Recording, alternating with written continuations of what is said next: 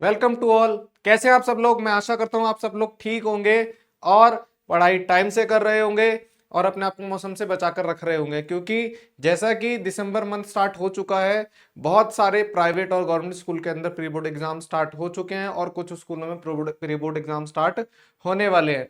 तो 12th class के लिए ये प्री बोर्ड एग्जाम बहुत ज्यादा इंपॉर्टेंट है। प्री बोर्ड एग्जाम क्यों लिए जाते हैं? प्री बोर्ड एग्जाम एक टेस्ट होता है जो आपको चेक करने के लिए किया जाता है कि आपकी प्रिपरेशन कैसी चल रही है। बच्चे कहते हैं कि क्यों प्री बोर्ड एग्जाम लिए जा रहे हैं, एग्जाम के जस्ट बाद फिर एग्जाम लेते हैं, हम कितने एग्जाम की तैयारी करेंगे।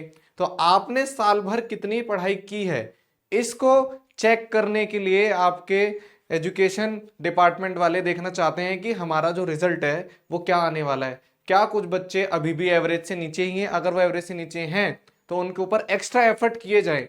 अगर वो ये प्री बोर्ड एग्जाम नहीं लेते हैं तो वो चेक नहीं कर पाएंगे कि कितने बच्चे एक्चुअल में एलिजिबल हैं बोर्ड एग्जाम को क्लियर करने के लिए, क्योंकि प्री बोर्ड एग्जाम एक ट्रांसपेरेंसी लगा देता है नंबर ऑफ स्टूडेंट्स की कि कितने बच्चे स्टूडेंट जो हैं आपका बोर्ड एग्जाम क्लियर कर पाएंगे। जब वो प्री बोर्ड क्लियर कर सकते हैं तो वो बोर्ड भी क्लियर कर पाएंगे, क्योंकि जो प्री बोर्ड का पैटर्न रखा जाता है या लेवल रखा जाता है वो बोर्ड से एक लेवल आप रखा जाता है। अगर कोई बच्चा प्री बोर्ड का लेवल क्लियर कर पा रहा है तो बोर्ड का लेवल क्लियर करना उसके लिए आसान हो जाता है। तो प्री बोर्ड एग्जाम आपका टाइम वेस्ट करने के लिए नहीं लिए जाते हैं। प्री बोर्ड एग्जाम आपकी हेल्प के लिए ही होते हैं। आपने पूरे साल कितनी पढ़ाई की है उसका निचोड़ प्री बोर्ड एग्जाम में आपके रिजल्ट बता देते हैं। अगर आपका रिजल्ट बिलो एवरेज आ रहा होता है तो इसका मतलब आपको और भी मेहनत करने की जरूरत है। और अगर आपका प्री बोर्ड एग्जाम का रिजल्ट अच्छा आ रहा है, इसका मतलब आपका बोर्ड का जो रिजल्ट है वो बहुत बेटर होगा, क्योंकि एजुकेशन डिपार्टमेंट को आपको तंग करने का ठेका नहीं उठाया है। उन्होंने बस ये जो पैटर्न बनाया है प्री बोर्ड का वो कुछ सोच समझ के बनाया है ताकि आप लोग बोर्ड के एग्जाम में फेल ना हो। क्योंकि बोर्ड के एग्जाम में अगर आप फेल हो जाते हैं तो आपका एक साल नहीं 2 साल वेस्ट होंगे। एक साल जो आपने स्टडी की है और दूसरा साल आप वेट करोगे दोबारा एग्जाम देने के लिए। और अगर किसी की बोर्ड में कंपार्टमेंट भी आ जाती है तो उसको भी 2 से 3 महीने वेट करना पड़ता है, जब तक आप बाकी जो 12th के बाद किसी यूनिवर्सिटी में एडमिशन लोगे या किसी कोर्स में एडमिशन लोगे, उन सब एडमिशन की जो डेट है वो निकल चुकी होती है। इसलिए कंपार्टमेंट तो बीच का जरिया हो गया कि ना तो आप आर हो रहे हो ना पार हो रहे हो। इसलिए प्री बोर्ड एग्जाम लिए जाते हैं ताकि पता लग जाए कि आप अगर फेल हो रहे हो इसका मतलब आपको अभी और एफर्ट डालने पड़ेंगे बोर्ड एग्जाम को क्लियर करने के लिए। और अगर आप अच्छा कर रहे हैं प्री बोर्ड एग्जाम में तो श्योर है कि आपका बोर्ड एग्जाम का जो रिजल्ट है बहुत अच्छा आएगा। जैसे कि हम 12th क्लास की मैक्रो इकोनॉमिक्स की बुक हमने स्टार्ट की थी, जिसके अंदर हमने नेशनल इनकम पढ़ लिया था। उसके बाद हमने नेशनल इनकम के एमसीक्यू क्वेश्चन की प्रैक्टिस की। उसके बाद हमने नेक्स्ट यूनिट पढ़ी मनी एंड बैंकिंग, जिसके अंदर हमने मनी के फंक्शन पढ़े, बैंकिंग के फंक्शन पढ़े, सेंट्रल बैंक के बारे में पढ़ा। मैं ये चीज़ें क्यों रिपीट कर रहा हूँ? ताकि आप लोगों को रिवाइज हो जाए, आप लोग चीज़ों को पढ़ते रहें। अगर मैं चीज़ें दोहराऊंगा तो आपको माइंड में भी क्या होंगी, रिपीट होंगी और ये आपको याद आती रहेंगी, जिससे कि रहेगा क्या कि आपको जितना भी पढ़ा है आपने वो रिमेंबर है। और आज हम इसी सीरीज के अंदर मैक्रो इकोनॉमिक्स का एक नया चैप्टर स्टार्ट करने वाले हैं, जिसका नाम है determination of income and employment. अब आप बोलोगे सर इनकम तो आपने नेशनल इनकम में पढ़ा दी, एम्प्लॉयमेंट आपने इंडियन इकोनॉमी में पढ़ा दिया, अभी आप क्या नया लेके आ गए एक साथ? देखो, जो एम्प्लॉयमेंट हमने इंडियन इकोनॉमी में पढ़ा था उसमें हमने एम्प्लॉयमेंट के डेफिनेशन, एम्प्लॉयमेंट के टाइप पढ़े थे। ठीक है, यहाँ पे हम एम्प्लॉयमेंट को कैलकुलेट करना सीखेंगे। और नेशनल इनकम में जो हमने पढ़ा था कि और तीन मेथड के थ्रू हम कैसे नेशनल इनकम को कैलकुलेट कर सकते हैं। लेकिन यहाँ पे हम एक कंट्री के अंदर क्या क्या फैक्टर होते हैं इनकम के, किस किस से इन्फ्लुएंस हो सकती है वो, उसके बारे में पढ़ेंगे। तो एक कंट्री के इनकम का अगर हम ऑल ओवर व्यू लेने की कोशिश करें, अगर इनकम आप निकालते हो तो इनकम को आप जैसे जैसे यूज करते हो उसी से कैलकुलेट की जाएगी। जैसे कि आप इनकम को किस में यूज करते हो, या तो कंजम्पशन में यूज करते हो या सेविंग में यूज करते हो या फिर इन्वेस्टमेंट में यूज करते हो। ठीक है, लेकिन जब हम बात कर रहे हैं इनकम पूरे कंट्री की, तो यहाँ पे हम किसी एक पर्सन की इनकम की बात नहीं कर रहे हैं। यहाँ पे हमारी कंट्री के अंदर जितने भी लोग हैं उन सबकी इनकम की बात कर रहे हैं। तो वो कैसे निकलेगी? अब एक एक पर्सन को पकड़ के उनसे इनकम पूछना पॉसिबल नहीं है। ऐसा नहीं है कि इम्पॉसिबल, पूछ सकते हैं, लेकिन कितना सारा टाइम वेस्ट होगा। जैसा कि हम सेंसस जब करते हैं तो सेंसस में एक एक पर्सन से डिटेल लेते हैं तो काफी टाइम लग जाता है ना, और कॉस्ट भी बहुत ज्यादा आती है। तो ऐसे इनकम भी हम कैलकुलेट करेंगे अगर एक एक पर्सन से पूछ के, तो पॉसिबल नहीं है। तो इसके लिए भी कुछ फैक्टर बनाए गए हैं, कुछ एलिमेंट बनाए गए हैं कि आप टोटल इनकम कैसे फाइंड करें, टोटल इनकम हमारे सिटीजन्स की कैसे निकलेगी, ये हम इस चैप्टर के अंदर पढ़ेंगे। तो चलिए आज आपका चैप्टर स्टार्ट करते हैं, determination of income and employment.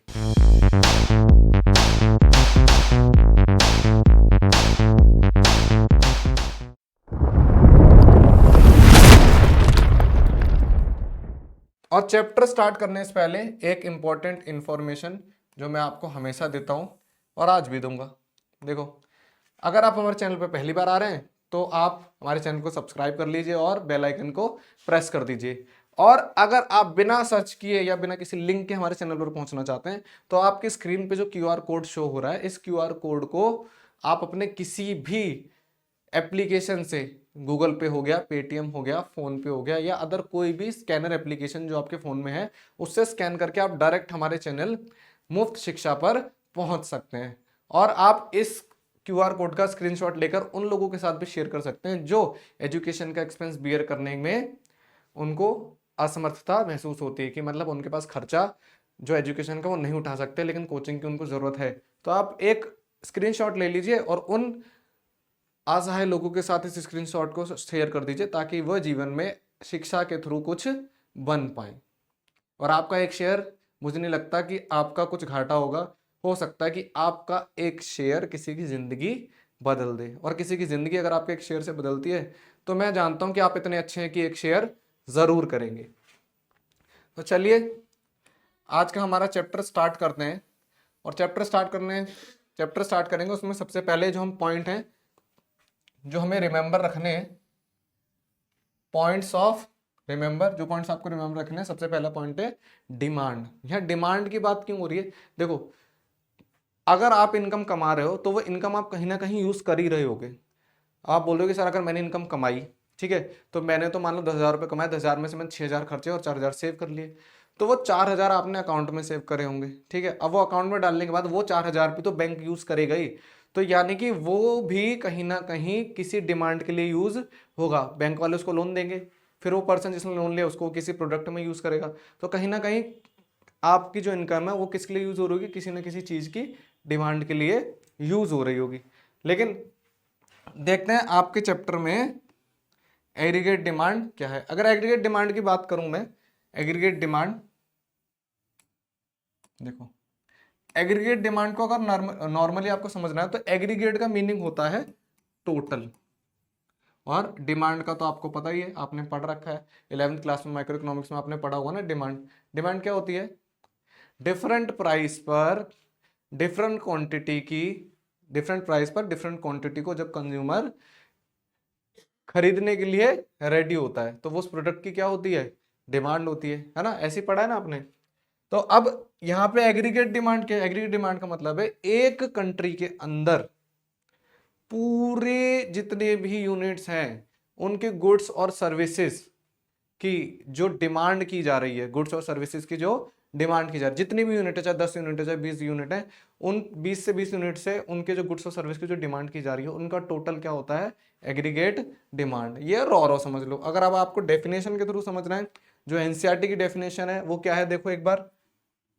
AD refers to total value of all final goods and services that are planned to bought all the sectors of the economy at given level of income during a period of time.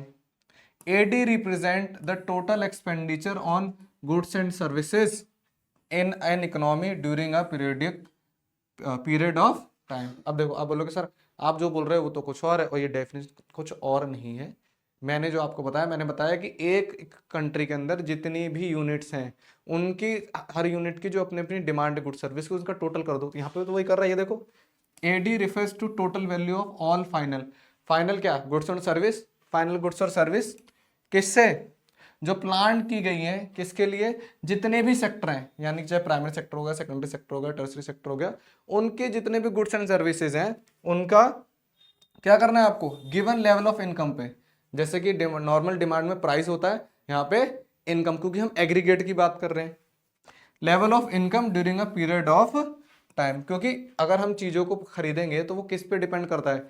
हमारी income पे भी तो depend करता है। हमारी purchasing power किस पे depend है? हमारी इनकम पे। तो हमारी इनकम लेवल, एक गिवन इनकम लेवल पे एक गिवन पीरियड ऑफ टाइम पर जितनी भी गुड्स एंड सर्विसेज की डिमांड होती है उसे कहते हैं हम एग्रीगेट डिमांड। ठीक, दोबारा सुन लो। एक given period of time, given level of income, यानी कि ना तो प्राइम टाइम चेंज हो रहा है ना ही आपकी इनकम चेंज हो रही है, उस टाइम पर आप कितने गुड्स और सर्विसेज की डिमांड करते हैं, उनका टोटल हर सेक्टर से, वो क्या है आपका एग्रीगेट डिमांड है। ठीक है, क्योंकि प्राइस के टर्म में अगर करें तो जितने ज्यादा गुड्स होंगे उतने अलग अलग प्राइस होंगे, है ना, इसलिए हम इसको किस टर्म में डिफाइन करते हैं, एग्रीगेट को डिफाइन करते हैं हम इनकम की टर्म में। ठीक है, नेक्स्ट देखो, जो आपका एग्रीगेट डिमांड होता है इसको आप रिप्रेजेंट भी कर सकते हो एक्सपेंडिचर की फॉर्म में, क्योंकि आप गुड्स और सर्विस के ऊपर पैसा खर्चोगे ना, आपकी जो इनकम है उनको क्या करोगे, इन्वेस्ट करोगे गुड्स एंड सर्विस के अंदर, उनको परचेस करोगे, तो परचेस करोगे तो डिमांड क्या है आपका, एक तरीके से खर्चा बन गई।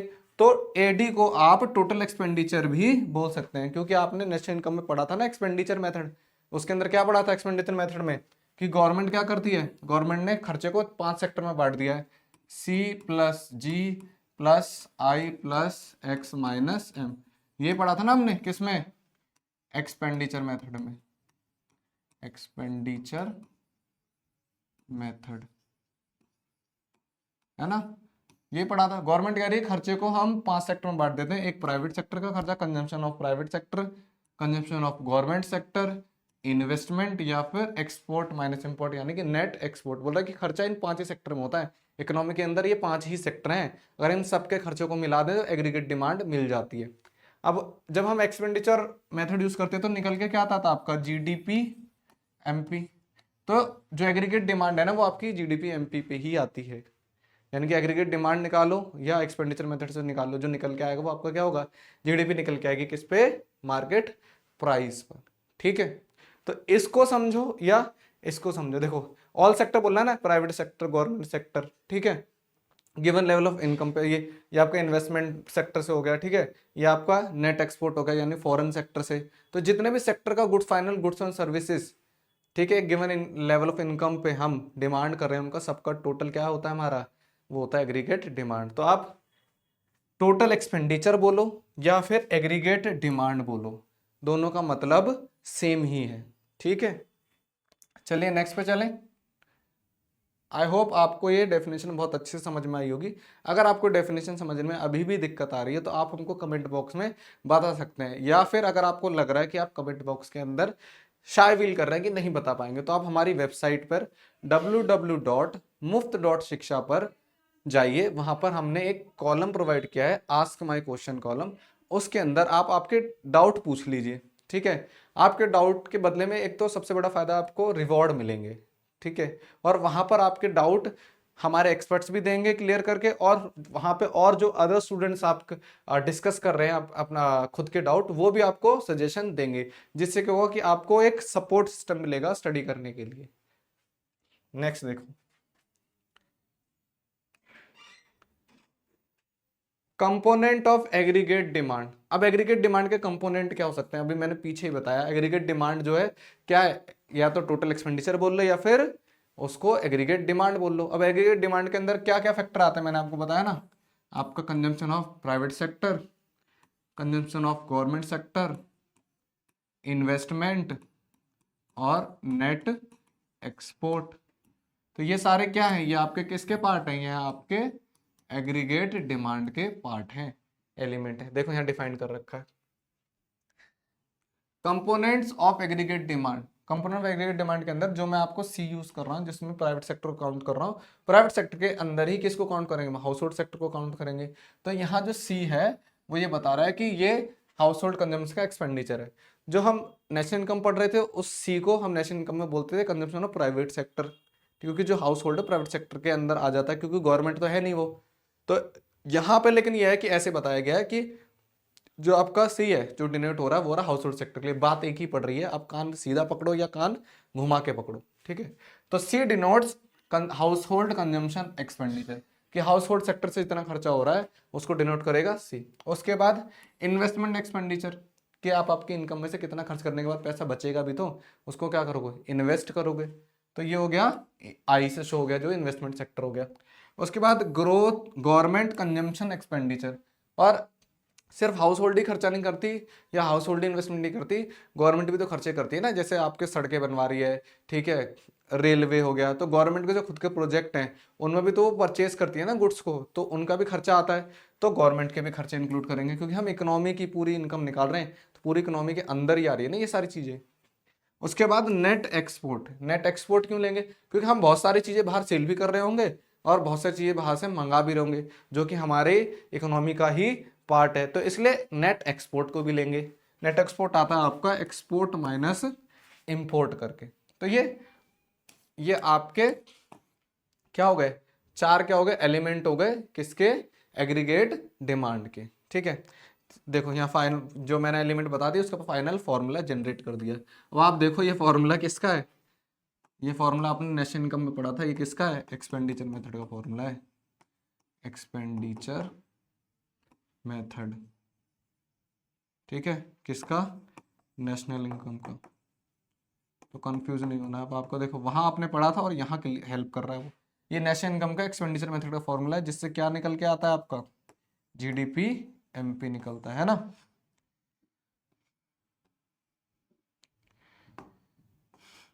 ठीक है, तो अब आपका एग्रीगेट डिमांड और एक्सपेंडिचर मेथड का जो जीडीपी का फॉर्मूला निकालने का वो क्या है, सेम है ना। अब देखो इन टू सेक्टर इकोनॉमी, अगर टू सेक्टर इकोनॉमी पढ़े तो इकोनॉमी के अंदर दो सेक्टर अगर देखें तो ये एक्सपोर्ट इंपोर्ट को हटा दो और गवर्नमेंट को हटा दो, बचा क्या, हाउस होल्ड सेक्टर और इन्वेस्टमेंट। इनकम के दो ही पार्ट बचे ना, या तो आप उसको कंज्यूम करोगे या फिर उसको सेव करोगे। तो इकोनॉमी के दो सेक्टर इकोनॉमी है, क्योंकि आपके इस यूनिट के अंदर जो सिलेबस के अंदर जो इकोनॉमी है वो टू सेक्टर इकोनॉमी है। और अगर इसको देखें हम, ये तो फोर सेक्टर होगी ना, हाउस होल्ड सेक्टर हो गया, गवर्नमेंट सेक्टर, इन्वेस्टमेंट और फिर आपका फॉरेन यानी कि नेट एक्सपोर्ट। लेकिन आपके इस यूनिट के अंदर जो सिलेबस के अकॉर्डिंग है वो आपको टू सेक्टर इकोनॉमी को पढ़ना है। अब टू सेक्टर इकोनॉमी को अगर पढ़ोगे तो या तो हाउस होल्ड होगा या सेविंग करोगे, आप इन्वेस्टमेंट करोगे सेविंग के थ्रू, है ना।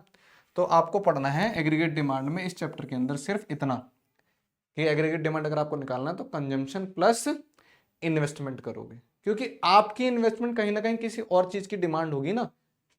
नेक्स्ट देखो,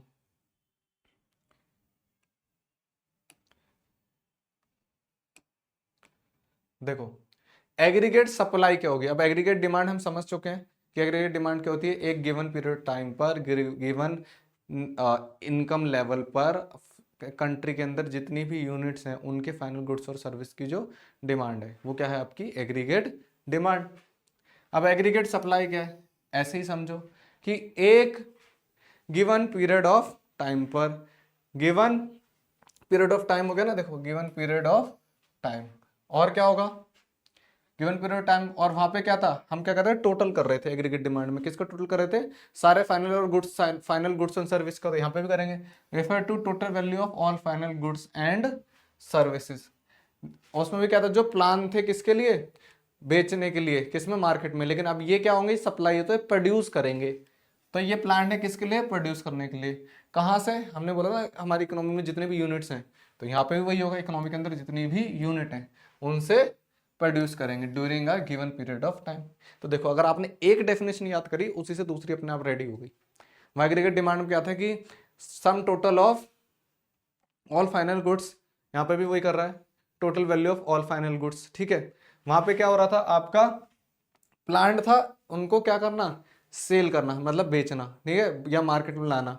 ठीक है, और यहाँ पे क्या करना है, प्रोड्यूस करना है, क्योंकि ये सप्लाई कर रहे हैं ना, सप्लाई करने के लिए क्या क्या करना पड़ता है, सप्लाई करने के लिए प्रोड्यूस करना पड़ता है चीजों को, है ना। तो ये लिखा है, refer to total value of all final goods service that are planned to be produced by all producing unit in the economy during a given period of time. एक गिवन पीरियड ऑफ टाइम के अंदर पूरी country के अंदर जितनी भी producing unit है उनके द्वारा जितने भी फाइनल गुड्स प्रोड्यूस किए जाएंगे वो है एग्रीगेट सप्लाई। क्या है, एग्रीगेट सप्लाई, जिसको हम बोल सकते हैं टोटल सप्लाई, है ना फ्रेंड्स। ठीक है, नेक्स्ट देखो, it is also the value of total output, और ये टोटल आउटपुट की वैल्यू भी है available in an economy during a given period of time. इसको दूसरे तरीके से बोल सकते हो कि ये एक टोटल वैल्यू भी है, किसकी टोटल वैल्यू है, ये टोटल वैल्यू टोटल आउटपुट की जो आपके पास रेडी रखा है चीज सप्लाई करने के लिए, ठीक है, लेकिन एक पर्टिकुलर पीरियड ऑफ टाइम के लिए है। जैसे कि ये अकाउंटिंग ईयर होता है ना 1 अप्रैल से 31 मार्च तक, तो आपने एक अकाउंटिंग ईयर में जो जितना भी प्रोडक्शन तैयार कर दिया सेल करने के लिए, तो वो आपका क्या होगा, टोटल आउटपुट हो गया। उसके बाद बोल रहा है aggregate supply is always equal to national income in the two sector economy. अब बोल रहा है एग्रीगेट सप्लाई जो है ना टू सेक्टर इकोनॉमी में हमेशा किसकी इक्वल होती है, इक्वल होती है नेशनल इनकम के। क्यों? अब आपने एक मेथड पढ़ा था ना, कौन सा पढ़ा था, वैल्यू एडेड मेथड पढ़ा था ना। वैल्यू एडेड मेथड में हम क्या कर रहे थे, हम सारे जितने भी सेल वगैरह थे उन सबको ले रहे थे ना। अब वैल्यू एडेड मेथड से निकल के क्या आता है, निकल के तो नेशनल इनकम ही आती है। तो जब वैल्यू एडेड मेथड से हमारी नेशनल इनकम निकल रही है, तो जो कि किसकी इक्वल होगी, वैल्यू ऑफ आउटपुट, क्योंकि हम वैल्यू एडेड मेथड के अंदर तो निकालते हैं वो क्या निकल के आता है, वो हमारा वैल्यू ऑफ आउटपुट ही निकल के आता है, वैल्यू ऑफ आउटपुट। ठीक है, अब बोलोगे कि वैल्यू ऑफ आउटपुट तो आपका नेशनल इनकम थोड़ी होता है, वो तो जीडीपी एमपी होता है या फिर जीवीए होता है एमपी पे। तो ध्यान से भी तो देखो, यहाँ क्वेश्चन इसमें डेफिनेशन में बोला टू सेक्टर इकोनॉमी। अब मैं अगर जीवीए से अगर नेशनल इनकम निकालूं, तो एक नेशनल इनकम का जो फॉर्मूला मैंने आपको सिखाया है एनएनपी एफसी निकालना, जो मैंने आपको सिखाया है वो कैसे निकलेगा, जीडीपी एमपी से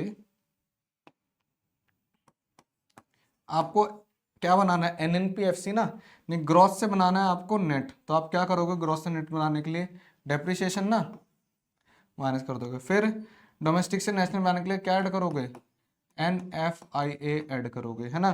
फिर फैक्टर कॉस्ट से मार्केट कॉस्ट, मार्केट से फैक्टर बनाने के लिए क्या करोगे, माइनस NIT करोगे। अब देखो मैं आपको इस जीडीपी को इसकी इक्वल करके दिखाऊंगा अभी, खुद देखो। अब हम बोल रहे हैं कि इकोनॉमी टू सेक्टर है, टू सेक्टर इकोनॉमी के अंदर क्या होता है, ना तो गवर्नमेंट है, गवर्नमेंट नहीं है ना तो टैक्स नहीं देंगे, गवर्नमेंट नहीं है टैक्स जाएगा नहीं, ठीक है। फिर आपका इन्वेस्टमेंट तो है टू सेक्टर इकोनॉमी के अंदर, है ना, लेकिन फॉरेन सेक्टर नहीं है, यानी नेट एक्सपोर्ट नहीं है। अभी हमने पीछे बढ़ा तो NFI भी हटा दो, ठीक है। तो आपका ये जो डेप्रिसिएशन पार्ट है, ये क्वेश्चन में गिवन होगा तो ठीक है, नहीं होगा तो इसका मतलब ये किसकी इक्वल हो गई, ग्रॉस डोमेस्टिक प्रोडक्ट। क्योंकि जो डेप्रिसिएशन होता है कि एक अलग एलिमेंट हो गया, ठीक है, कि वो डेप्रिसिएशन तो टाइम के अकॉर्डिंग लगता है ना। अगर डेप्रिसिएशन ना हो तो इसका मतलब आपकी जो डोमेस्टिक प्रोडक्ट है वो किसके इक्वल हो गया, नेशनल इनकम के इक्वल हो गया। क्योंकि टू सेक्टर इकोनॉमी के अंदर आपका क्या ही पार्ट आता है, सिर्फ या तो कंजम्पशन आती है या फिर इन्वेस्टमेंट, बाकी दो तो आते ही नहीं। तो ये आपकी जो है नेशनल इनकम किसके इक्वल हो गई, आपकी नेशनल इनकम इक्वल हो गई किसके, ग्रॉस डोमेस्टिक प्रोडक्ट के। ठीक है, समझ में आई बात। बोलोगे सर आपने डेप्रिसिएशन तो हटाया नहीं, अरे डेप्रिसिएशन हमेशा लगेगा, जरूरत थोड़ी है, क्योंकि हमने क्वेश्चन में पढ़ा ना गिवन पीरियड ऑफ टाइम, एक पीरियड ऑफ टाइम में जरूर नहीं है डेप्रिसिएशन लगे, डेप्रिसिएशन एक लॉन्ग पीरियड ऑफ टाइम के बाद लगता है, ठीक है। और अगर डेप्रिसिएशन को हटा भी देते हो आप, तो ग्रॉस नेशनल प्रोडक्ट आपको मार्केट, जब नेशनल इनकम है आपकी किस पे आ जाएगी, मार्केट प्राइस पे आ जाएगी। क्योंकि फैक्टर कॉस्ट पे तो जब निकालते हैं, जब हम सारे सेक्टरों को इंक्लूड करते हैं, सारे सेक्टरों को इंक्लूड कर ही नहीं रहे, इसका मतलब आपकी नेशनल इनकम किसकी इक्वल आ गई, एग्रीगेट सप्लाई की इक्वल आ गई। आप आई होप आप लोगों को ये टॉपिक बहुत अच्छे से समझ में आ रहा होगा। अगर नहीं आ रहा है तो प्लीज़ कमेंट करिए, कमेंट में आपके डाउट पूछिए।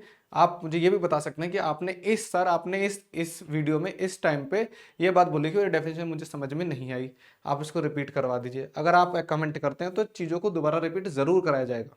और आप नहीं कर रहे हैं, इसका मतलब दो ही तरीके के बच्चे कमेंट नहीं करते हैं या डाउट नहीं पूछते हैं, या तो जिनको सब कुछ आता है, दूसरा आप समझ ही गए, यानी कि जिनको कुछ भी नहीं आता।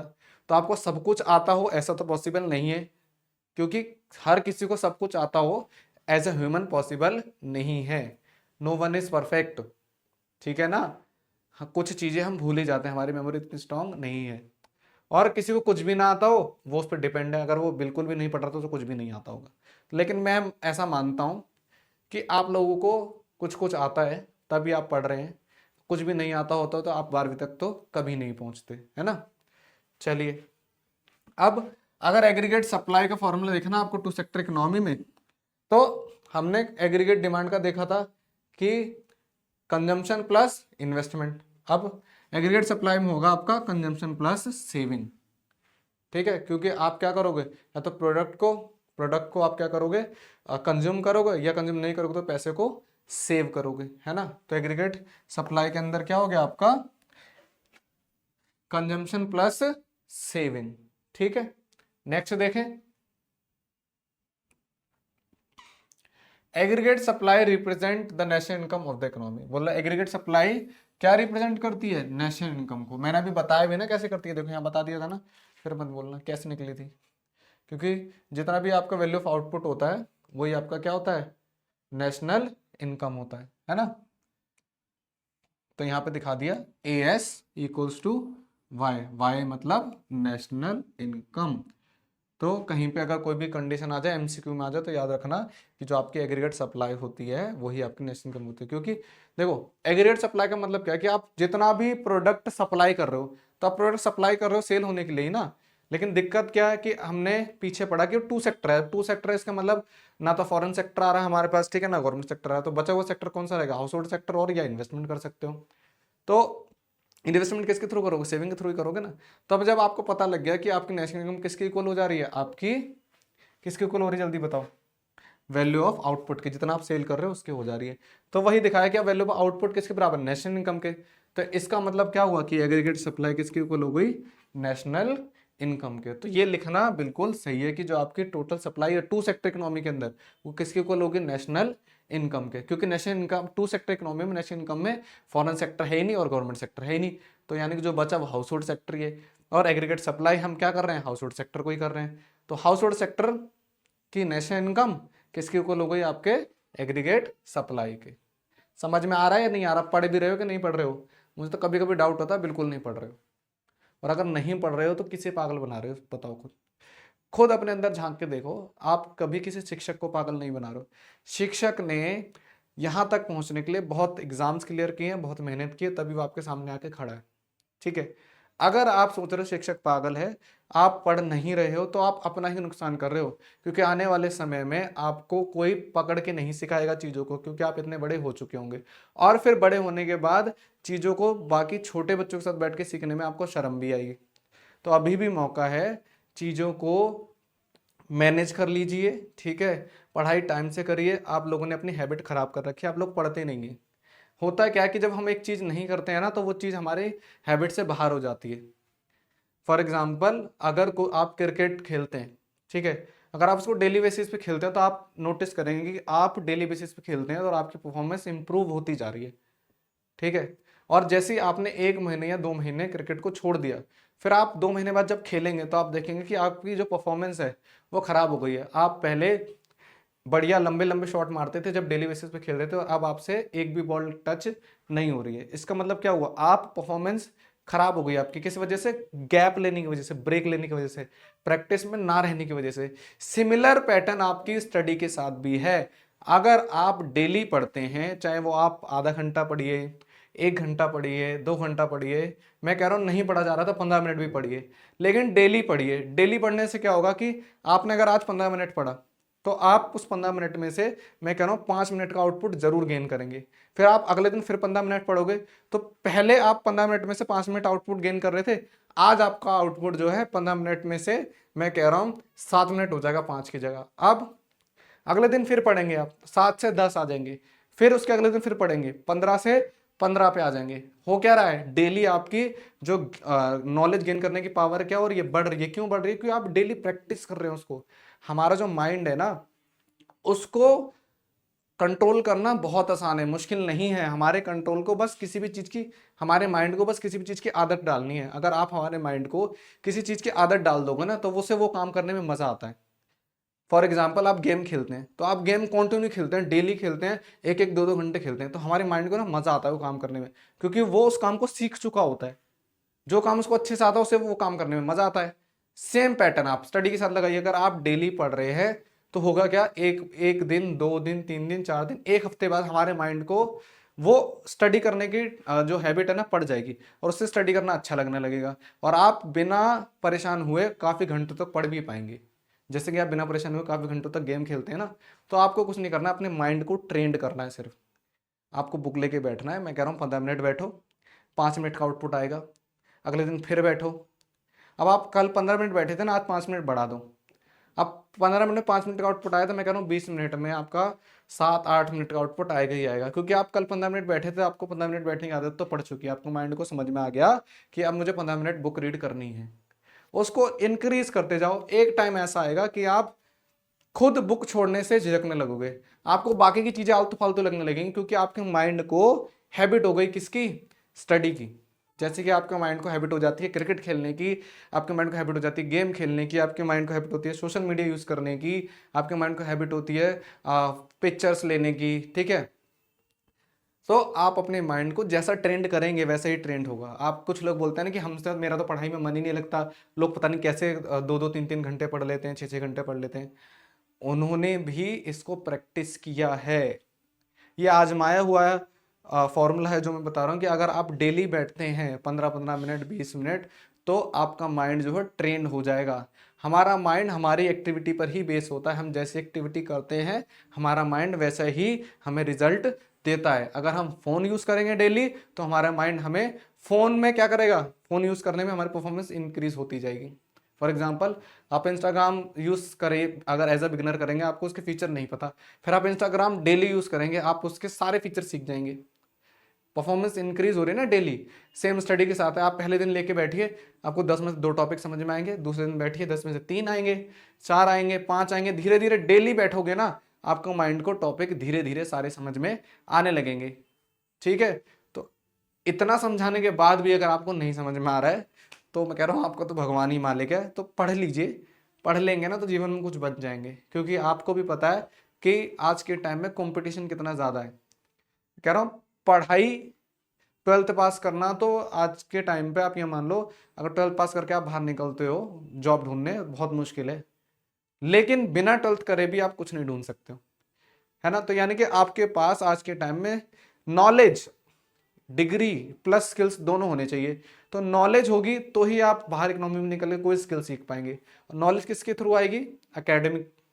अब आपका एकेडमिक कैसे सुधरेगा, आपके एग्जाम की प्रिपरेशन करोगे जब भी तो एकेडमिक सुधरेगा। तो एग्जाम की तैयारी करिए, नॉलेज को गेन करिए, मैं ये नहीं कह रहा हूँ मार्क्स के पीछे भागिए, लेकिन नॉलेज को गेन करिए। नॉलेज अगर आप गेन करते हैं तो नॉलेज के थ्रू मार्क्स अपने आप ही आने शुरू हो जाएंगे, ठीक है। और नॉलेज कैसे गेन करोगे, पढ़ाई से, बुक से। दीवारों पर नॉलेज नहीं लिखी है, फ़ोन में नॉलेज नहीं लिखी है, फ़ोन में आप सीधे सोशल मीडिया ओपन करते हो, तो आप बुक्स उठाइए, ठीक है। वीडियो, अगर फोन आपको बुक से पढ़ने में बोरियत होती है तो आप वीडियोस देखिए ना। आजकल एजुकेशन क्यों ऑनलाइन हो रही है, इसलिए हो रही है कि लोग बुक से बोर हो चुके हैं, लोग फोन पे टाइम ज्यादा इन्वेस्ट कर रहे हैं, तो इसलिए एजुकेशन को ट्रांसफर कर दिया गया फोन पे। आप कहते हैं ना पेंडेमिक ने हमारा बहुत नुकसान किया, पेंडेमिक ने हमारा नुकसान तो किया है, लेकिन हमें एक फायदा भी किया है कि हम बुक लेके हर जगह पढ़ नहीं सकते, लेकिन फोन हम हर जगह लेके जाते हैं। इसलिए ही पेंडेमिक के बाद हमारी एजुकेशन ट्रांसफर हो गई online.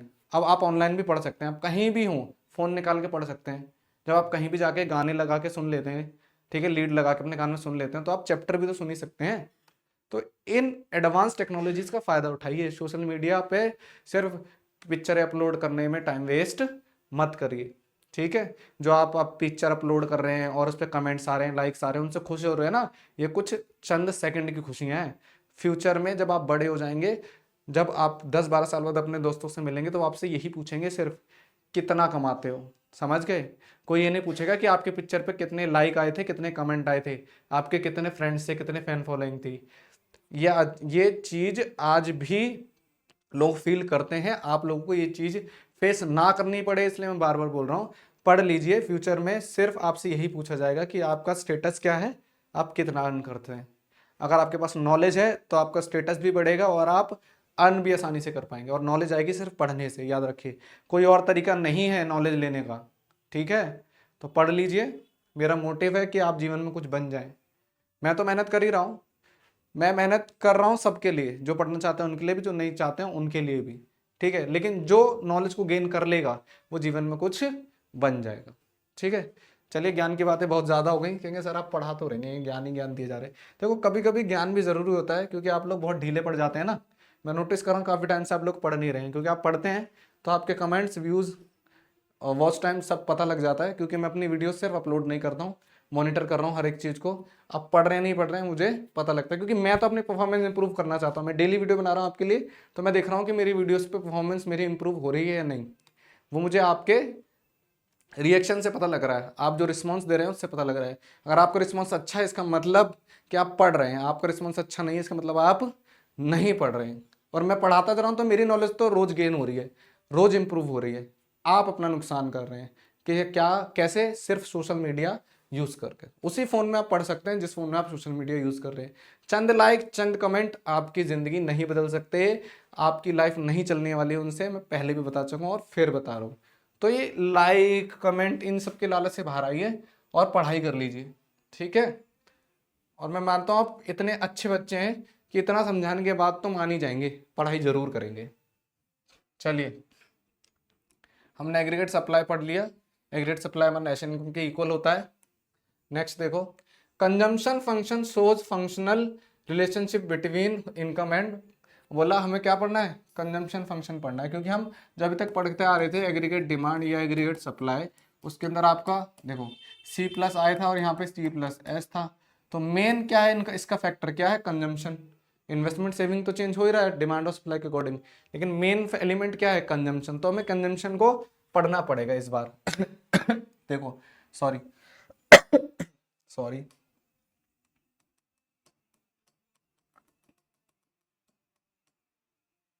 Consumption function shows functional relationship between, बोला कंजम्पशन फंक्शन जो रिलेशनशिप शो करता है किसके बीच में, इनकम एंड कंजम्पशन के।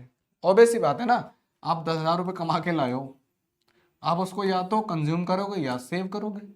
तो इसका मतलब जो इनकम है आपकी वो किसके बीच का रिलेशन में, अगर हम सेविंग नहीं कर रहे हैं तो इनकम हमारे किस, जो हमारे कंजम्पशन फंक्शन है और इनकम है उसके बीच क्या होगा, रिलेशनशिप बन गया ना। Consumption function shows relationship between income and consumption, कि ये बता रहा है कि कंजम्पशन क्या है, कि आप कितनी इनकम यूज करते हैं किसके लिए, कंज्यूम करने के लिए। सी शोज कर रहा है कंजम्पशन को यहाँ पे, एफ मतलब फंक्शन और वाई मतलब आपकी इनकम। और जब यहाँ वाई यूज होगा तो इसका मतलब ये नेशनल इनकम से है, याद रखना किससे है, नेशनल इनकम से, ठीक है। यहाँ पे नीचे डिनोट भी कर रखा है सी कंजम्पशन एक्सपेंडिचर है, कि आप कंजम्पशन में कितना खर्चा कर रहे हैं। अब खर्चा कहाँ से करोगे, आपकी इनकम से तो करोगे ना, तो वही दिखा रहा है कंजम्पशन एक्सपेंडिचर कैसे निकलता है, आपका जो रिलेशनशिप है किससे, इनकम का कंजम्पशन से। दूसरा बोला वाई क्या है, नेशनल इनकम है, और एफ क्या, फंक्शन रिलेशनशिप, कि उनके बीच में क्या रिलेशनशिप है। रिलेशनशिप पता लग जाए ना कि आप टोटल इनकम में से कितना सेव कर रहे हो और कितना कंज्यूम करने के लिए यूज कर रहे हो, वो आपका रिलेशनशिप हो गया, है ना। तो बहुत, ये तो बहुत आसान सा टॉपिक है। चले आगे बढ़े। इक्वेशन ऑफ कंजम्पशन फंक्शन, ये इंपॉर्टेंट है कि इक्वेशन क्या है कंजम्पशन फंक्शन की, ठीक है। ये होगा नॉर्मल कि आपने आपकी इनकम में से कितना कंजम्पशन एक्सपेंडिचर किया। आपका कंजम्पशन एक्सपेंडिचर कैसे निकलता है, एक वो कंजम्पशन होता है कि जब आप कुछ भी इनकम अर्न नहीं कर रहे हो तब भी आप कंज्यूम कर रहे होगे। फॉर एग्जाम्पल एक भिखारी है, वो पैसा नहीं कमा रहा अगर, लेकिन कहीं ना कहीं मांग के तो खा ही रहा होगा, कंज्यूम तो कर ही रहा है ना, ठीक है। लेकिन अगर इस एग्जाम्पल को लेंगे तो ये एग्जाम्पल इकोनॉमी की व्यू से क्या होगा, गलत हो जाएगा। एक एग्जाम्पल हम दूसरा ले सकते हैं कि आपके घर में मानो एक महीने आपके फादर ने काम किया, सैलरी आई, ठीक है। उस सैलरी को उन्होंने खर्च किया और कुछ रख दिया किसमें, सेविंग में। 10,000 आई थी सैलरी, इसमें 6,000 या 8,000, मान लो 8,000 खर्च कर दिए इस महीने और 2,000 सेविंग में डाल दिए। अगले महीने आपके फादर की जॉब छूट गई, ठीक है। अब अगले महीने 10,000 रुपये नहीं आए। अब अगर अगले महीने 10,000 रुपये नहीं आए तो क्या आपका पूरा घर भूखा बैठेगा, नहीं, सर्वाइव तो करेंगे ही ना। तो अब वो कैसे सर्वाइव करेंगे, पिछले महीने की जो इनकम में सेविंग की थी 2,000 की, उसको यूज करेंगे। लेकिन वो इस महीने की इनकम तो नहीं है, हमने क्या किया, बिना इनकम के कंज्यूम किया। जब बिना इनकम के कंज्यूम करते हैं उसे बोलते हैं ऑटोनोमस कंजम्पशन, जिसको डिनोट करते हैं सी बार से। अभी ऑटोनोमस कंजम्पशन हमने कैसे किया, पहले की सेविंग से। पहले की सेविंग हमारी, लेकिन आज की जो है माइनस की इनकम बन गई कि नहीं, क्योंकि हमने कमाया नहीं लेकिन खर्च दिया, तो हमारी इनकम क्या हो गई, माइनस में, क्योंकि वो तो सेविंग थी, वो पिछले महीने की, हमने उसको इस महीने यूज किया। और इस महीने हमारी इनकम जीरो है, हमने पिछले महीने की सेविंग को उठा के यूज किया, तो हमारी इनकम क्या हो गई, माइनस हो गई, नेगेटिव में चली जाएगी ना इनकम। तो कंजम्पशन फंक्शन यहाँ बता रहा है कि अगर आप कंजम्पशन एक्सपेंडिचर करते हैं तो आप एक तो वो खर्चा करते हैं जब आपकी इनकम कुछ भी ना हो, ठीक है। ये हमेशा नहीं होगा, अगर आपकी इनकम कुछ होगी तो ये जीरो हो जाएगा, ठीक है। जब आप इनकम नहीं होती तो ये होता है क्या, ऑटोमोनस कंजम्पशन, इसको बोलते हैं ऑटोमोनस कंजम्पशन। और दूसरा बोल रहा है इसके अंदर आपका इंक्लूड होता है marginal propensity consumption of income, यानी कि अगर आप कुछ अर्न कर रहे होगे तो इसका मतलब आप अपनी इनकम में से कितना मार्जिन यूज कर रहे हो कंजम्पशन के लिए। ऐसा तो नहीं है ना आप सारा यूज करोगे। फॉर एग्जांपल कि आपकी इनकम 10,000 है, तो आप अपनी इनकम में से क्या कर रहे हो, 80% कंजम्पशन के लिए यूज कर रहे हो, है ना। तो ये जो मैं कह रहा हूँ ना 80%, ये आपका मार्जिनल प्रोपेंसिटी कंजम्पशन हो गया आपका, कि आपकी इनकम में से आप मार्जिन कितना यूज कर लेते हो, 80% मार्जिन यूज कर लेते हो, किसके लिए, आपकी कंजम्पशन के लिए। ठीक है, देखो यहाँ बता रखा है सी बार डिनोट्स ऑटोमोनस कंजम्पशन। ठीक है, आगे बोल रहा है ऑटोमोनस कंजम्पशन क्या होता है। मैंने पहले बता दिया क्या होता है कि जब आपके पास इनकम ना हो, तो अगर आप पहले की सेविंग यूज कर रहे हैं या या फिर आप पैसा उधार लेते हैं किसी से, तो वो आपका ऑटोमोनस कंजम्पशन होता है। सी डज नॉट, देखो दो बार रिपीट हो गया ये ना, C does not change with a change in income. बोला सी कभी भी इनकम में चेंज आने से चेंज नहीं होता है। ये सी बार आएगा आपका। ठीक है, ये सी जो ऑटोमोनस है ना, C bar does not change with change in income. बोल रहा है कि जो आपका ऑटोमोनस कंजम्पशन है वो आपकी इनकम में चेंज आने से नहीं होता। कि इसका मतलब आप कमा रहे हो ना कमा रहे हो, लेकिन जो एसेंशियल खर्चे हैं आपके वो तो होंगे ही ना, चाहे उसको उसको लिए आप खर्चे को कहीं से भी जुगाड़ करके लाओ, लाना ही पड़ेगा ना। Consumption expenditure at zero level of income is called autonomous. बोला कि जब आपकी इनकम, यानी कि अगर मैं इसको जीरो कर दूं तो कंजम्पशन इक्वल ऑटोमोनस कंजम्पशन हो जाएगा। तो यानी कि जब आपकी इनकम जीरो होगी तब भी आप जो कंज्यूम कर रहे हो वो आपका कहलाती है ऑटोमोनस कंजम्पशन। मैंने बताया ना कि आपके अगले महीने फादर की जॉब छूट गई, तो इसका मतलब इनकम क्या हुआ, जीरो, लेकिन आप कंजम्पशन तो करोगे ही ना।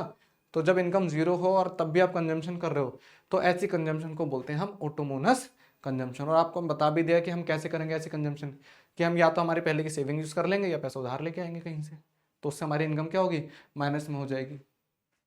नेक्स्ट देखो, समझ में आया, नहीं समझ में आया तो आपको मैं दोबारा बता रहा हूँ, आप हमारी वेबसाइट www.muft.shiksha पर जाइए, वहाँ पर आस्क माय क्वेश्चन कॉलम के अंदर आपके सारे डाउट पूछ लीजिए। ये जो एमपीसी है ये आपका एक तरीके से इंडिकेटर है क्या निकालने का, ये निकालने का कि आप अपनी इनकम में से कितना पार्ट इन्वेस्ट करते हो कंजम्पशन के लिए। इसको बोलते हैं मार्जिनल प्रोपेंसिटी कंजम्पशन, कि आप कितना मार्जिन यूज करते हो इनकम का। ठीक है, नेक्स्ट देखो, propensity to consume is the tendency to spend on goods and service. देखो जो बात मैंने वही बताया, बोला प्रोपेंसिटी क्या होती है, प्रोपेंसिटी कंजम्पशन का मतलब है कि आप अपनी इनकम का कितना पैसा खर्च करते हैं किसमें, कंजम्पशन में, वो आती है प्रोपेंसिटी कंजम्पशन। लिखा ना, propensity consume is the tendency to spend on goods and service, आपकी हैबिट कि आप अपनी इनकम का कितना पार्ट कंजम्पशन पे एक्सपेंडिचर या कंजम्पशन एक्सपेंडिचर पे खर्च करते हैं, वो आपकी कहलाती है प्रोपेंसिटी टू कंज्यूम। या जो यानी कि जो एमपीसी बता रहा था मैं पीछे, ये क्या है, सॉरी, ये आपका क्या है, ये आपकी टेंडेंसी है इनकम का कितना आप खर्च करते हो। ठीक है, नेक्स्ट देखो, it is of two type, ये दो तरीके की होती है, एक होती है एवरेज प्रोपेंसिटी और दूसरी होती है मार्जिन प्रोपेंसिटी। मार्जिन प्रोपेंसिटी आपने पीछे पढ़ी ली है, और यहाँ दे रखी है आपकी average propensity. Average propensity, margin propensity में क्या होता है कि आप कंफर्म है कि आप इस रेशियो में आपके इनकम का खर्च करोगे, लेकिन एवरेज में क्या होता है कि इस महीने आपने कम किया हो, ठीक है, मार्जिन का अगर देखेंगे इस महीने आपका मार्जिन कम था, अगले महीने ज़्यादा था, फिर कम था, फिर ज़्यादा था। तो अगर आपको ऑल एन एवरेज निकालना होगा तो फिर हमें एवरेज देखना पड़ेगा, मार्जिन नहीं देख सकते। मार्जिन एक पर्टिकुलर टाइम के लिए देखते हैं, एवरेज एक पर्टिकुलर पीरियड के लिए देखते हैं। ठीक है, पर्टिकुलर पॉइंट और पीरियड में फर्क होता है, याद रखना। पर्टिकुलर पीरियड मानो तो 1 अप्रैल से 31 मार्च पीरियड हो गया, पर्टिकुलर टाइम तो एक मंथ मान लो कि एक मंथ में आपने कितना कंज्यूम किया। ठीक है, तो यहाँ दो तरीके की प्रोपेंसिटी होती है, एक होती है प्रोपेंसिटी एवरेज प्रोपेंसिटी जिसको एपीसी से शो करते हैं, दूसरी मार्जिनल प्रोपेंसिटी कंज्यूम जिसको हम एमपीसी से शो करते हैं। Average propensity to consume APC अगर समझो तो ये होता है, it is the ratio of consumption expenditure to the corresponding level of income, कि आप आपके इनकम का, ठीक है, और आपके एक्सपेंडिचर में क्या रेशियो, कि आप कितनी इनकम कमाते हो और कितना खर्च करते हो कंजम्पशन पे, उसका रेशियो कहलाता है आपका एवरेज प्रोपेंसिटी कर्व, कि आप आपकी इनकम में से कितना पैसा कंजम्पशन पे खर्च करते हो। मान लो इसका रेशियो अगर ये आ रहा है, यानी कि अगर आपकी इनकम 5 है तो इसका मतलब आप उसका 1 पार्ट किस पे खर्च करते होगे, कंजम्पशन पे खर्च कर दोगे, ये बताता है। ठीक है, फॉर्मूला भी लिख रखा है एपीसी निकालने के लिए, कंजम्पशन अपॉन में इनकम, और ये इनकम नेशनल इनकम है, बार बार बता रहा हूँ, याद रखना, नेशनल इनकम। और ये कंजम्पशन जो आ रही है, कंजम्पशन भी पूरी कंट्री कंजम्पशन अपन पूरी कंट्री की इनकम, जिससे पता लगे हमें कि हमारी एवरेज प्रोपेंसिटी कंजम्पशन कितनी है, यानी कि हमारी जो टेंडेंसी है वो क्या है कंजम्पशन की, वो पता लगेगी हमें। ठीक है, और इसके एपीसी पे और एमपीसी पे बेस्ड आपके न्यूमेरिकल क्वेश्चन भी आएंगे, तो न्यूमेरिकल क्वेश्चन के लिए हम एक सेपरेट वीडियो बनाएंगे, उसके अंदर क्वेश्चंस की प्रैक्टिस भी करेंगे। ठीक है, चलिए नेक्स्ट देखें, एपीसी देख लिया, अब एमपीसी की भी देख लेते हैं फॉर्मूला। एपीसी एपीसी को तो अगर आप समझोगे किसके थ्रू, ग्राफ के थ्रू, क्योंकि इस चैप्टर को ना 3 पार्ट में डिवाइड कर रखा है, या तो आप कॉन्सेप्ट पढ़ोगे, या फिर आप न्यूमेरिकल्स पढ़ोगे, या फिर ग्राफ। ये तीनों चीजें हैं और तीनों ही इंपॉर्टेंट है, एग्जाम में तीनों ही चीजें पूछी जाती हैं। तो अभी देखो यहाँ ग्राफ दे रखा है किसका, आपका कंजम्पशन फंक्शन का ग्राफ दे रखा है आपको, जिसके अंदर आपको ब्रेक इवन पॉइंट पढ़ना है। ब्रेक इवन पॉइंट कब आता है, जब आपकी कंजम्पशन आपकी इनकम के इक्वल हो, ना तो आप सेव कर रहे हो ना ही आप इन्वेस्ट कर रहे हो, तो इस कंडीशन को बोलते हैं ब्रेक इवन पॉइंट। अब देखो यह आपको डिनोट कर रखा है यहाँ पे, कंजम्पशन बोल लो या इसको एग्रीगेट डिमांड बोलो, क्योंकि एग्रीगेट डिमांड को ही मैंने बताया था, एग्रीगेट डिमांड होती है टोटल एक्सपेंडिचर ऑन कंजम्पशन, तो या तो उसको एडी बोल लो या फिर उसको कंजम्पशन बोल लो, एक ही बात है। और यहाँ पे आपका इस एक्सिस पे ये होगी आपकी क्या, वाई एक्सिस, ये होती है एक्स एक्सिस। वाई एक्सिस पे आपका एग्रीगेट डिमांड और कंजम्पशन शो करना है, और एक्स एक्सिस पे आपको इनकम को शो करना है। और इनकम जो है कौन सी होती है, नेशनल इनकम होती है, याद रखना, मैं बार बार बता रहा हूँ क्या है ये, नेशनल इनकम है। ठीक है, अब होता क्या है कि अभी मैंने बताया कि जब आप बिल्कुल भी कंज्यूम नहीं कर रहे, तब भी कुछ भी अर्न नहीं कर रहे, इनकम नहीं है, तब भी कंजम्पशन कर ही रहोगे। तो ये आपका जो सी बार डिनोट कर रहा है, ये आपको ग्राफ दिखा रहा है कि अगर आप कुछ भी अर्न नहीं कर रहे तो भी आप कुछ ना कुछ कंज्यूम करोगे। ठीक है, फिर उसके बाद बोल रहा है आपका कि कंजम्पशन फंक्शन, ये दिखा दिया ना कि आपकी अगर इनकम जीरो होती है तब भी आप कंजम्पशन करोगे करोगे। यहाँ पे देखो इनकम क्या है, इस पॉइंट पर आ रही है ना, इनकम आपकी जीरो है, लेकिन अब ये क्या होता है, एक पॉइंट बाद जब ये बढ़ता है तो आपकी कंजम्पशन ये इस पॉइंट पे ही है, सिर्फ याद रखना इसी पॉइंट पे है ये सी, ऑटोमोनस कंजम्पशन सिर्फ इस पॉइंट पे है। फिर ये जो ग्राफ बढ़ेगा, ये ग्राफ बढ़ेगा कंजम्पशन फंक्शन का, जो यहाँ डिनोट हो रहा है। ये कैसे बढ़ रहा है, देखो यहाँ पहले जीरो पे कंजम्पशन इतनी थी, अब जैसे जैसे इनकम बढ़ रही है ऐसे ऐसे ग्राफ बढ़ रहा है, देख रहे हो ना, ये गैप बढ़ता जा रहा है, देखो ये गैप देख रहे हो, बढ़ रहा है ना गैप। क्यों बढ़ रहा है, क्योंकि जैसे जैसे इनकम बढ़ी ऐसे ऐसे कंजम्पशन बढ़ना शुरू हो गई। ठीक है, इस पॉइंट पे आपकी इनकम यहाँ जीरो थी, लेकिन जैसे ही इससे हम आगे बढ़े तो आपकी कंजम्पशन, इनकम जैसी बढ़े ऐसी आपकी कंजम्पशन भी बढ़ना शुरू हो जाएगी। ठीक है, इरेजर इरेजर लेते हैं, ये हटाना है हमें। ठीक है, तो ये वाला फंक्शन तो आप समझ ही चुके थे, कंजम्पशन फंक्शन। ठीक है, अब कंजम्पशन प्लस हम क्या कर रहे हैं, या तो सेविंग कर रहे होंगे या इन्वेस्टमेंट। तो ये जो आपका गैप आ रहा है, ये इनकम का गैप किसके लिए आ रहा है, ये आ रहा है आपका कि आपने कंजम्पशन की है। ठीक है, किस पे आपकी एग्रीगेट डिमांड इतनी है, ठीक है, उसके अंदर आपने कंजम्पशन की होगी और या तो पैसे को इन्वेस्ट किया होगा। तो ये जो गैप आ रहा है, किसका गैप आ रहा है, ये इन्वेस्टमेंट का गैप आ रहा है। किसका आ रहा है, इन्वेस्टमेंट का। ठीक है, तो आपका एग्रीगेट डिमांड कर्व जो है पैरेलल होता है कंजम्पशन फंक्शन के, क्योंकि कंजम्पशन फंक्शन और एग्रीगेट डिमांड के बीच में जो डिफरेंस होता है वो या तो सेविंग का होता है या फिर इन्वेस्टमेंट का होता है, लेकिन एग्रीगेट डिमांड में हम इन्वेस्टमेंट करते हैं। ठीक है, तो ये आपका एग्रीगेट डिमांड का कर्व बन गया। हमेशा याद रखना है आपका कंजम्पशन फंक्शन के एकदम पैरेलल होता है एग्रीगेट डिमांड कर्व। ठीक है, अब हमारी जो इनकम होती है वो क्या होती है, गिवन होती है ना, हमें पता होता है। ये आपका जा रहा है इनकम का ग्राफ, जो किसके होता है, नेशनल इनकम किसके इक्वल होती है, एग्रीगेट सप्लाई के इक्वल होती है, पहले भी बताया मैंने। तो जब आपकी नेशनल इनकम एक ऐसे पॉइंट पे ब्रेक करती है जहां पे आपकी एग्रीगेट डिमांड क्रॉस कर रही हो, तो ऐसे पॉइंट को हम बोलते हैं पॉइंट ऑफ इक्विलिब्रियम। क्या बोलते हैं, पॉइंट ऑफ इक्विलिब्रियम या ब्रेक इवन पॉइंट। ठीक है, यहाँ पे हमारी इनकम जो है इस पॉइंट पे हम ना तो सेव कर रहे हैं, ठीक है, ठीक है, हमारी जितनी इनकम है उतना इनकम को हम कंज्यूम कर ले रहे हैं सारा का सारा। ये जो है ना आपका, ये आपका पॉइंट ऑफ इक्विलिब्रियम, बैलेंस में आ गए हम यहाँ।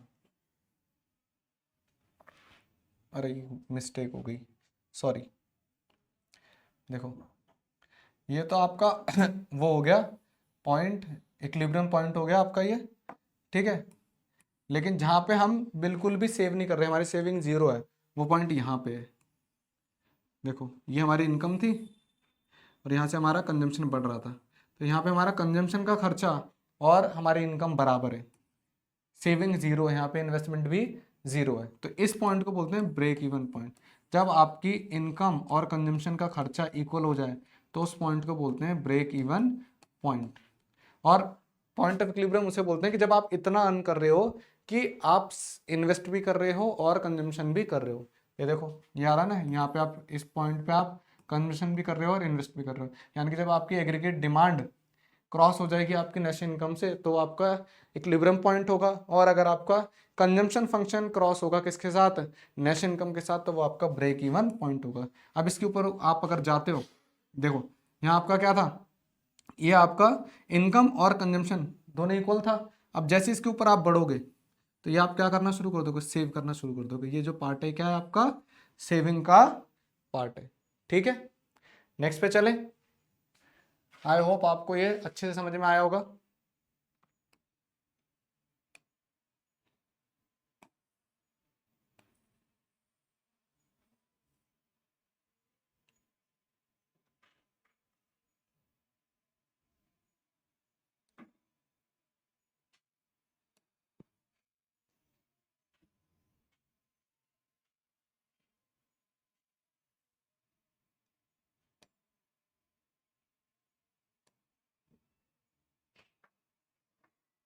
देखो ये देख लेते हैं हम,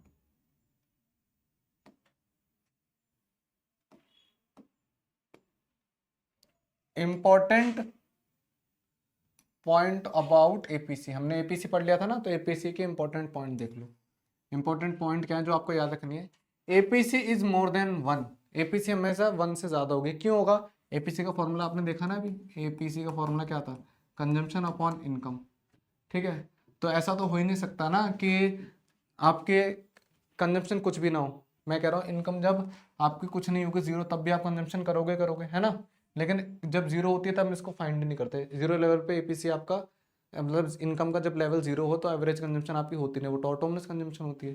तो आपका एक ऑटोमोनस कंजम्पशन के अंदर आप एमपीसी मल्टीप्लायर वाई यूज करोगे, इसका मतलब आपका कुछ ना कुछ तो यूज करोगे ना इनकम का। इसका मतलब कभी भी एपीसी आपका वन से कम नहीं होगा, देखा ना। APC is more than one always, as long as consumption is more than national income, it means before the break even point APC is more than. बोल रहा कि जितना ज्यादा कंजम्पशन बढ़ेगा, लिखा ना as long as consumption is more, जितनी ज्यादा नेशनल इनकम से आपकी कंजम्पशन ज्यादा होगी उसका मतलब आपको break, it means before the break even point APC, और ब्रेक इवन पॉइंट से पहले एपीसी आपका मोर देन वन होगा, ठीक है।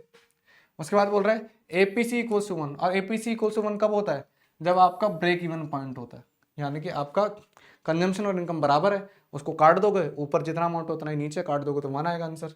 Consumption is equal to national income, लेकिन होता क्या है कि आपका कंजम्पशन जो है कम होता है किससे, नेशनल इनकम से, है ना। नेक्स्ट देखो, ये गलत लिख दिया, आपने इक्वल आएगा। कंजम्पशन और आपका जो इनकम वो क्या होती है, इक्वल होती है, तभी एपीसी बनाएगा ना, तभी तो। ये देखो ना, ये अगर इक्वल हो गया, ये भी 10 है, ये भी 10 है, काट देंगे तो कितना आएगा, वन, है ना। तीसरा, APC is less than one. APC less than one कम होता है जब आपकी कंजम्पशन कम हो और इनकम ज्यादा हो। सीधी सी बात है, beyond the break even point consumption is less than national income. हमारे पास पैसा ज्यादा है, कंजम्पशन हम कम कर रहे हैं, तो इसका मतलब हमारे जो एपीसी एवरेज जो हमारा कम निकल के आएगा। क्योंकि कंजम्पशन हम एवरेज कंजम्पशन देखेंगे ना, इसका मतलब हम अब कम पैसा, हमारा इनकम ज्यादा हो रही है, इसका मतलब इनकम सेविंग में जा रही है, कंजम्पशन में नहीं जा रही। Last, APC falls with increase in income. और एपीसी कैसे गिरता है, एवरेज प्रोपेंसिटी कंजम्पशन कब गिरता है, जब हमारी इनकम बढ़ती चली जाती है। जितनी ज्यादा हमारी इनकम बढ़ती है उतना ज्यादा हमारा एपीसी घटता है। क्योंकि तो स्टार्टिंग में क्या होता है, देखो ये क्या हो गया, स्टार्टिंग में क्या होता है अगर हम ग्राफ से देखें आपका, देखो जब हमारी इनकम यहाँ जीरो थी तो हमारा जो कंजम्पशन फंक्शन है वो ज्यादा था। अब जैसे जैसे हमारी इनकम बढ़ती है ऐसे ऐसे हमारा कंजम्पशन, इनकम बढ़ना शुरू होती है, ऐसे ऐसे हमारा कंजम्पशन फंक्शन भी बढ़ता है। एक टाइम बाद हमारी इनकम इतनी हो जाती है कि हमारा कंजम्पशन फंक्शन उसके नीचे आ जाता है, जिससे क्या होता है कि हमारी इनकम बढ़ती चली जाएगी और हम सेव करना शुरू कर देंगे। ये पोर्शन हम क्या कर रहे हैं, सेव कर रहे हैं ना, उससे हमारा एवरेज क्या होता है, गिरना शुरू हो जाता है। नेक्स्ट देखो, और अब आपका last point, APC can never be zero. APC कभी भी जीरो नहीं होगा। क्योंकि एपीसी जीरो कैसे हो जाएगा, क्योंकि आपकी कंजम्पशन भी कभी जीरो नहीं होगी, ठीक है। और इनकम तो जीरो हो ही नहीं सकती ना, माइनस में जा सकती है इनकम, लेकिन जीरो नहीं हो पाएगी। समझ रहे हो, जीरो क्यों नहीं हो पाएगी? यार आप उसको कंज्यूम करने के लिए पिछला पैसा तो यूज करते हो, बोल तो रहा हूँ।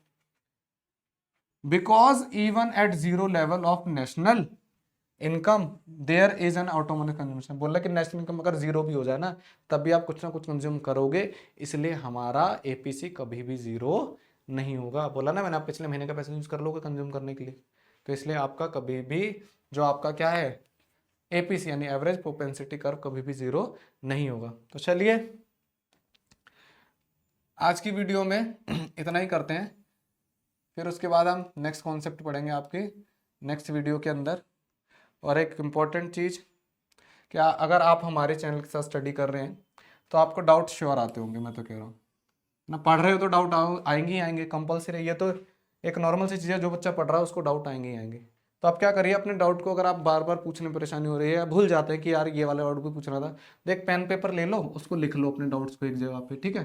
फिर उन डाउट्स को आप हमारी वेबसाइट www.muft.shiksha पर आस्क माई कॉलम क्वेश्चन दे रखा है, उसके अंदर जाके अपना डाउट पूछ लो। और सबसे बढ़िया चीज़ है, हम उसके बदले में आपको रिवॉर्ड्स दे रहे हैं, जिसमें आप अर्न कर सकते हो कॉइन्स। और ये जो डाउट्स क्लियर किए जाएंगे, ये आपको जो क्लासेस दी जा रही हैं थ्रू यूट्यूब, ये आपको एकदम 100% फ्री दी जा रही है, आपसे 1 रुपये भी चार्ज नहीं करेंगे। और हम कोशिश कर रहे हैं कि हमारे चैनल पर अभी हम कुछ सब्जेक्ट पढ़ा पा रहे हैं, हमारी कोशिश है हम 100+ सब्जेक्ट पढ़ाएं। हम सिर्फ आपको अकेडमिक नहीं, को करिकुलम जो आपके सब्जेक्ट होते हैं या स्किल्स वाले सब्जेक्ट होते हैं उनको भी पढ़ाने की कोशिश कर रहे हैं। और हम सिर्फ आपको चैप्टर नहीं पढ़ाएंगे, आपकी एग्जाम की प्रिपरेशन भी हमारे चैनल पे कराएंगे, जैसा कि मैं पहले भी करता आया हूँ। चैप्टर खत्म होते हैं आपके एग्जाम की प्रिपरेशन के लिए एमसीक्यू क्वेश्चंस की वीडियोस भी बनाता हूँ, ऐसे ही आने वाले चैप्टर्स के साथ भी करेंगे, ठीक है। और अगर आप हमारे चैनल पर अदर किसी भी सोशल मीडिया प्लेटफॉर्म पर जुड़ना चाहते हैं, जैसे कि आपका फेसबुक पे है ना, दूसरा कलर लेते हैं, हम फेसबुक पे भी अवेलेबल हैं, जिसको आजकल मेटा बोलते हैं ना, इंस्टाग्राम पे भी हैं, लिंक्डइन पे भी हैं, और टेलीग्राम पे भी हैं हम, यूट्यूब पे तो मैं आपसे कनेक्ट हूँ ही, अभी आप देख ही रहे हैं। और क्या होता है, और भी कोई प्लेटफॉर्म होते हैं क्या? 5 ही प्लेटफॉर्म थे ना। हम 5 प्लेटफॉर्म पे अगर आप हमसे कनेक्ट होना चाहते हैं तो आप हमारे डोमेन नेम मुफ्त MUFT मुफ्त DOT.शिक्षा SHIKSHA इस डोमेन नेम को सर्च कर आप हमसे कनेक्ट हो सकते हैं। और आखिरी में दोबारा बोलूंगा कि इस स्क्रीनशॉट के थ्रू आप हमारी वीडियो पर डायरेक्ट पहुंच सकते हैं, हमारे चैनल पर डायरेक्ट पहुंच सकते हैं। तो इस QR कोड को ज़्यादा से ज़्यादा शेयर करो ताकि किसी भी ज़रूरतमंद की हेल्प हो सके। और आज की वीडियो में बस इतना ही। मैं आपका एजुकेटर रिंकू शाक्या मिलूंगा आपसे इकोनॉमिक्स की नए टॉपिक के साथ। इसी चैप्टर को हम कंटिन्यू करेंगे और हम पढ़ेंगे आगे नए concept. Till then take care, bye bye. और जैसा कि मैं हमेशा कहता हूँ, हंसते रहिए, मुस्कुराते रहिए और खुशियाँ फैलाते रहिए, और खुद को और अपनी फैमिली को मौसम से बचा के रखिए।